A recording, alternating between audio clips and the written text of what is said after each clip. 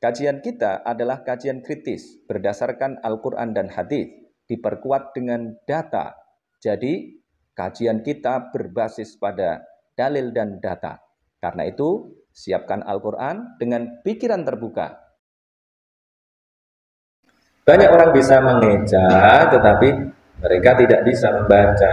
Itu yang berhubungan dengan yang saya katakan tadi malam. Banyak orang bisa berkata-kata, tetapi tidak bisa berlogika. Nah, membaca butuh logika, ditambah lagi dengan rasa.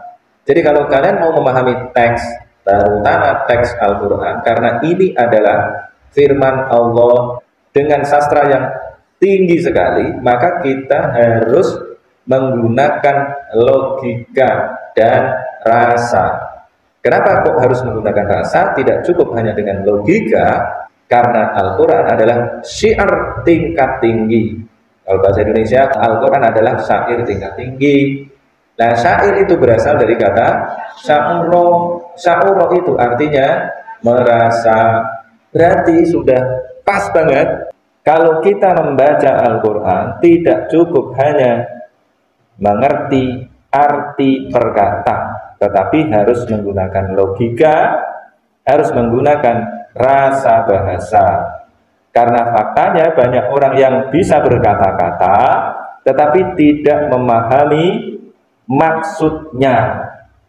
Banyak orang bisa ngomong tiap hari tetapi kalau disuruh membaca teks dia tidak bisa, dia tidak memahami. Kenapa? Kalau buku teks memerlukan logika yang lebih tinggi, logika yang kuat.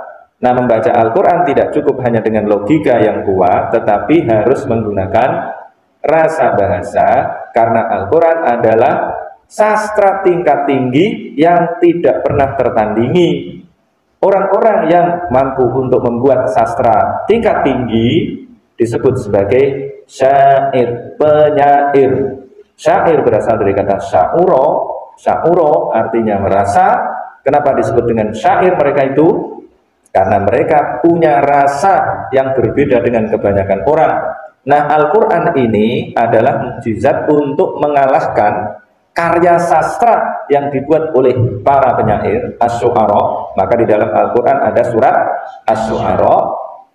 Berarti untuk memahami Al-Quran tidak cukup dengan mengeja, tidak cukup hanya dengan menggunakan logika, tetapi harus menggunakan rasa.